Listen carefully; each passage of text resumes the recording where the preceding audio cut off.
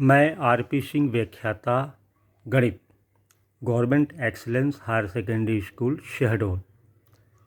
प्यारे बच्चों, आज मैं अध्याय 1 संबंध और फलन रिलेशन एंड फंक्शन का भाग 8 आपको पढ़ाऊँगा। संबंध और फलन का भाग 8 के साथ यह यूनिट समाप्त हो जाएगा। ये आखिरी भाग है। भाग 8 की जो विषय वस्तु है वो इस प्रकार है, बहुत महत्वपूर्ण विषय वस्तु है। विषय वस्तु है द्विआधारी संक्रिया यानी बाइनरी ऑपरेशन। दूसरी विषय वस्तु है द्विआधारी संक्रियाओं के प्रकार, टाइप्स ऑफ बाइनरी ऑपरेशन।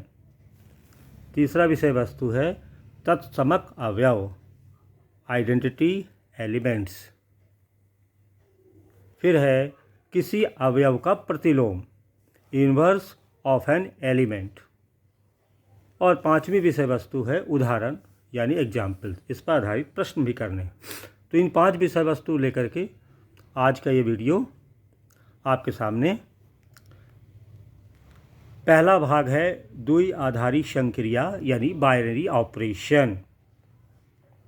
ध्यान से देखिए इसकी परिभाषा को कि द्विआधारी संक्रिया यानी बाइनरी ऑपरेशन होता क्या है। किसी अरिक्त समुच्चय पर एक द्विआधारी संक्रिया एक नियम है जो समुच्चय के किन्हीं दो अवयवों को संयोजित करने पर समुच्चय में एक अद्वितीय अवयव निर्दिष्ट करता है। समझ में आया? अब समझिए, मान लो कि ए कोई अरिक्त समुच्चय है तथा इस पर कोई द्विआधारी संक्रिया जिसका संकेत ये स्टार होता है परिभाषित है। तब किन्हीं दो अवयवों, मान लीजिए स्मॉल ए स्मॉल बी, जो किसके सदस्यों समुच्चय के लिए लिखेंगे A binary B belongs to A, यानी बाइनरी ऑपरेशन के बाद भी सदस्य ए में ही रहेगा यदि ए और बी ए के सदस्य हैं। व्यापक रूप में द्विआधारी संक्रिया कुछ अन्य नहीं है अपितु किसी अरिक्त समुच्चय ए के किन्हीं दो अवयवों स्मॉल ए और स्मॉल बी को ए के ही किसी अवयव से संबद्ध करता है। तो व्यापक रूप में हम किस तरह से परिभाषा कर दें पूरी बात को, अपन लिख सकते हैं कि किसी समुच्चय ए में एक द्विआधारी संक्रिया, इस तरह से स्टार बनाते हैं, एक फलन है। और लिखते कैसे हैं? Binary operation A cross A to A है। हम binary operation A comma B को ए बाइनरी बी यानी ए स्टार बी द्वारा निरूपित करते हैं। समझ में आया आपको? इस बाइनरी ऑपरेशन को अब हम उदाहरण से समझते हैं। देखिए उदाहरण, ध्यान से उदाहरण समझिएगा। माना कि कैपिटल ई सम संख्याओं इवन नंबर्स का समुच्चय है, इवन नंबर का समुच्चय है। तब ई पर योग और गुणन संक्रियाएं, योग और गुणन संक्रियाएं दोनों द्विआधारी संक्रियाएं हैं, क्योंकि किन्हीं दो सम संख्याओं का योग एवं गुणा दोनों क्या होता है? दोनों सम संख्याएं होती, यानी दो सम संख्याओं को जोड़ें तो सम संख्या आ गई, या दो सम संख्याओं का गुणा करें तो भी सम संख्या आ गई। यानी ए और बी लेकर के संक्रिया हम योग का करें या गुणा का करें, उसी सम संख्या के समुच्चय में वो अवयव आता है। यानी योग और गुणा दोनों क्या हैं? द्विआधारी संक्रियाएं हैं। चलिए उदाहरण 2 लेते हैं। अब माना कि ओ विषम संख्याओं का समुच्चय है। कैसी संख्या है? विषम संख्याओं का समुच्चय है। तब ओ पर योग संक्रिया एक द्विआधारी संक्रिया यानी बाइनरी ऑपरेशन नहीं है। क्यों? क्योंकि किन्हीं दो विषम संख्याओं का योग एक सम संख्या होता है। यानी दो विषम को जोड़ें तो विषम नहीं आता, सम आता है, यानी ये बाइनरी ऑपरेशन नहीं है। किंतु ओ पर गुणन संक्रिया, कौन सी संक्रिया? गुणन संक्रिया एक द्विआधारी संक्रिया है, बाइनरी ऑपरेशन है, क्योंकि किन्हीं दो विषम संख्याओं का गुणा एक विषम संख्या होती है। समझ में आ रहा? अब आगे बढ़ते हैं इन उदाहरणों के बाद। दूसरा हमारा विषय वस्तु है द्विआधारी संक्रियाओं के प्रकार, टाइप्स ऑफ बाइनरी ऑपरेशंस। ध्यान से देखिए, पहला है क्रम विनिमेयी द्विआधारी संक्रिया। क्रम विनिमेयी द्विआधारी संक्रिया, इसको समझते हैं। किसी अरिक्त समुच्चय X में एक द्विआधारी संक्रिया, जिसको हम स्टार से बताते हैं, क्रम विनिमेयी कहलाती है। कब? यदि प्रत्येक A, B belong to A के लिए A बाइनरी B बराबर क्या मिले? B बाइनरी A मिले, तो ये क्रम विनिमेयी द्विआधारी संक्रिया कहलाती है। दूसरा होता है साहचरी द्विआधारी संक्रिया। साहचरी द्विआधारी संक्रिया, इसको भी समझें। एक द्विआधारी संक्रिया जिसको स्टार से बताते हैं, such that A cross A implies A cross A से A में जाते हैं, साहचरी कहलाती है। कब? यदि A binary B binary C बराबर मिले A binary B binary C for every, यानी प्रत्येक A B C किसके सदस्य हों? A, तो ये आपका साहचरी द्विधारी संक्रिया कहलाती है, यानी एसोसिएटिव बाइनरी ऑपरेशन कहलाता है। तीसरा है तत्समक अवयव, इसको ध्यान समझिएगा। Identity elements. तत्समक अवयव का क्या तात्पर्य? देखें इसकी डेफिनेशन। किसी द्विआधारी संक्रिया, ये देखिए दिया है, ये एक फलन है, ये binary operation A cross A to A के लिए एक अवयव हमें E बिलोंग्स टू A यदि इसका अस्तित्व है। किस प्रकार? अगर ये E मिलता है तत्समक अवयव कहलाता है। कब? यदि हम किसी अवयव A पर बाइनरी करें E का, या E पर बाइनरी करें A का, दोनों बराबर आ जाए, प्रत्येक A बिलोंग्स टू A के लिए। समझ में आया? जैसे योग का तत्समक क्या होता था? शून्य। अगर हम किसी में शून्य जोड़ें तो कोई फर्क नहीं पड़ता, जैसे 2 + 0 या 0 + 2 बराबर आता था, तो वहाँ पर जो 0 है वो E कहलाता था। इस तरह से बाइनरी में भी E होता है, चाहे योग का हो चाहे गुणन का हो। जिस समय तत्समक याद करते थे उस समय बाइनरी का भी तत्समक होता है। अब आते हैं किसी अवयव का प्रतिलोम। ये देखिए ध्यान से, किसी अवयव का प्रतिलोम।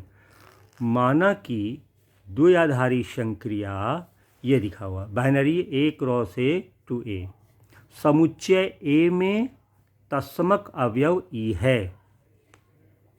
तब किसी अवयव मान ली small a belongs to A को संक्रिया बाइनरी के संदर्भ में व्युत्क्रमणीय कहते हैं।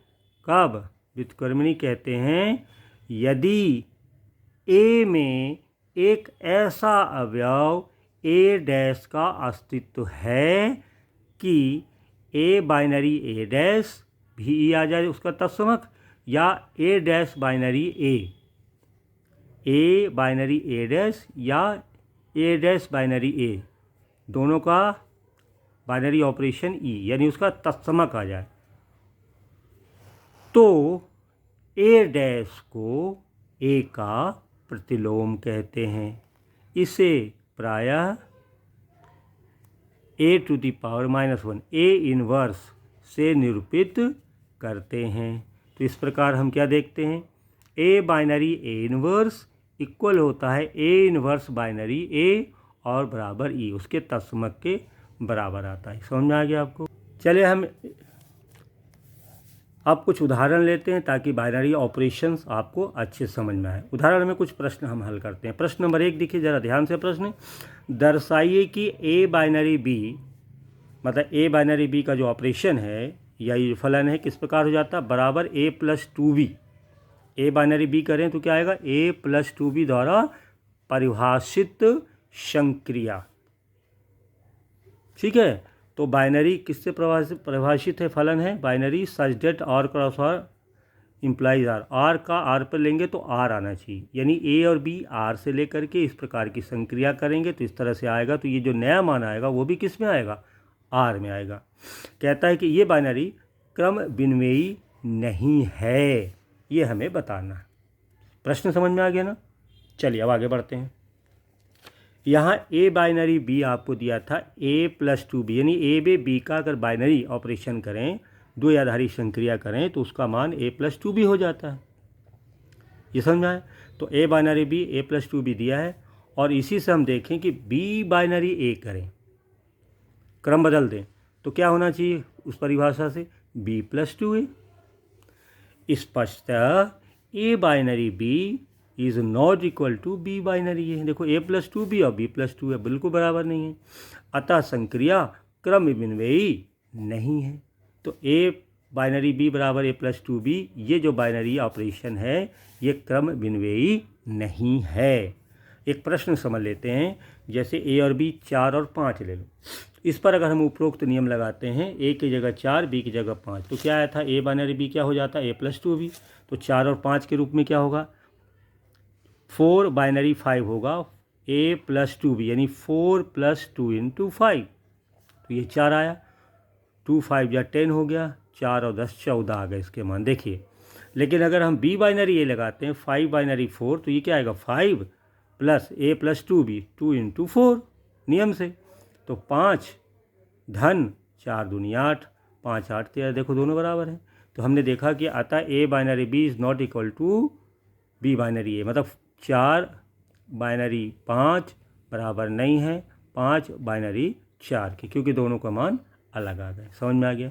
चलिए और आप उसको स्पष्ट करते हैं। प्रश्न नंबर 2 लीजिए। दर्शाइए कि ए बाइनरी बी बराबर ए प्लस टू बी, जैसे ऊपर था, द्वारा परिभाषित एक फंक्शन है binary operation R cross R to R, यानी आर का स्वयं से अगर हम दूसरे अवयव से बाइनरी करेंगे तो उसका सदस्य आर में आएगा। यह साहचर्य नहीं है। इसको भी चेक कर लीजिए। यहाँ देखिए ए बाइनरी बी बाइनरी सी पहले निकालते हैं साहचर्य के लिए। तो हम यहाँ देखते हैं ए बाइनरी बी तो परिभाषित है, तो ए बाइनरी बी क्या होगा, ए प्लस टू बी और बाइनरी सी। ये समझ आ गया आपको। ए बाइनरी बी का यहाँ नियम लगा दिया, बाइनरी सी ये हो गया।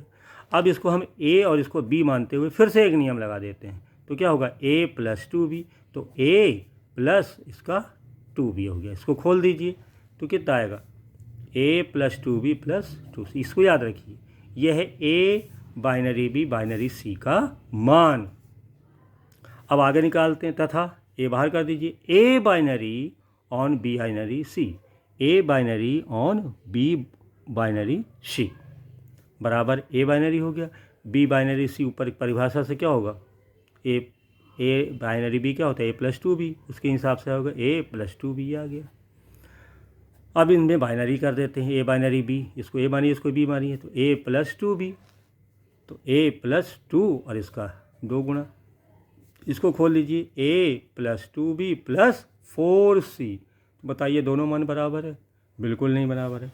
इसलिए हमने सिद्ध कर दिया कि A binary B binary C is not equal to A binary on B binary C, यानी इसलिए संक्रिया साहचर्य नहीं है। बहुत महत्वपूर्ण प्रश्न है, आपको कॉन्सेप्ट क्लियर होना चाहिए।